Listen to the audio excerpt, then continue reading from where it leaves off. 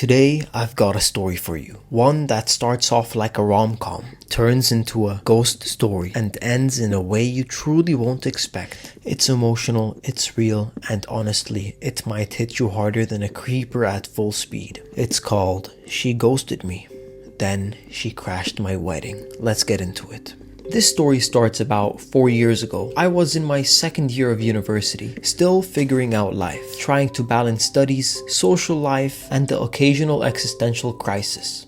That's when I met Layla. She wasn't flashy, no wild outfits, no loud voice, but there was something magnetic about her. She was effortlessly clever, dry sarcasm, witty comebacks, and that kind of intelligence that made you double check your grammar. Now listen, we were introduced through a mutual friend, and within a week we were texting every single day. And I'm not talking casual how was your day stuff. I mean long, deep conversations at 2:30 in the morning about dreams, fears, and why we both secretly liked pineapple on pizza. We clicked fast, and within a week we were officially dating. She had walls though, big ones. She'd hint at a complicated past, toxic friendships, a rocky family situation, a lot of broken trust. But I wanted to be the person that made her believe people could stay. For almost a year, everything felt right. We weren't just a couple, we were best friends. She'd leave sticky notes in my textbooks. We'd take spontaneous road trips. We had this playlist we built together. Songs that still hit different when I hear them now. I mean, we even talked about the future, moving in together,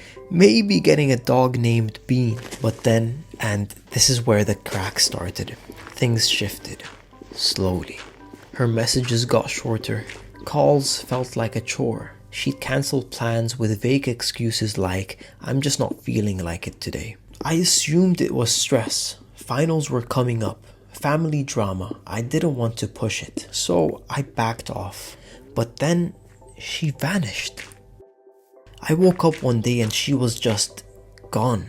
No text, no calls. She ghosted me completely. I tried reaching out multiple times. Phone, text, even email. I even checked if she was okay through friends. Nothing. She didn't block me, she just disappeared. That kind of silence messes with your head. I spiraled. Was it me? Did I say something wrong? Was I not enough? It was brutal. It took me nearly a year to dig myself out of that hole. And eventually I met someone new. Maya. Now, Maya was like sunlight after a long winter. She was direct, funny, kind, and most importantly, emotionally available. We didn't play games. If something bothered her, she'd tell me. If she loved me, she'd show me. Now, after a year and a half, guess what? I proposed, and she said yes. We planned a modest wedding, backyard venue, close friends, some fairy lights, and good vibes. I was finally feeling settled, like I had closure. Until a week before the wedding, I get this random DM. It's from a burner account. No profile pic, and it just said one message. Hey, it's me. My stomach sank. It was Layla.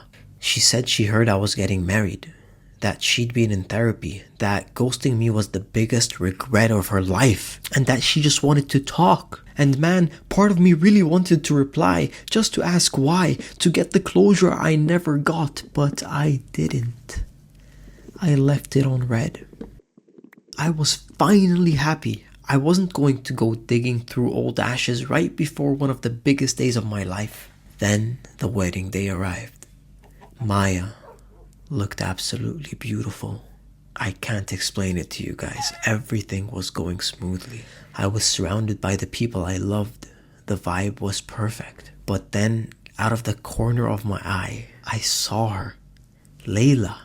At the back of the ceremony, dressed in black, sunglasses, just watching. For a second I thought I was seeing things. Who shows up to an ex's wedding uninvited? She didn't speak to anyone. She just stood there like a ghost from my past, watching my present unfold. And naturally, I didn't want to make a scene. Maya didn't notice, so I kept it to myself. We went through the vows, exchanged rings, had our first kiss as husband and wife, and it was the most magical thing that I've ever felt in my life. But I couldn't shake that feeling, that question in my head.